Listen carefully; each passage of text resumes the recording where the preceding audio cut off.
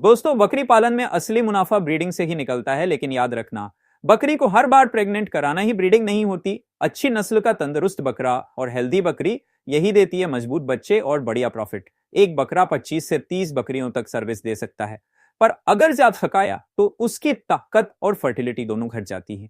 इसलिए हर बकरी को 2 प्रेगनेंसी के बीच कम से कम 2-3 महीने का आराम जरूर दो। यही प्रोफेशनल तरीका है। समझदारी से ब्रीडिंग करो, बच्चे भी तगड़े होंगे और पैसा भी डबल।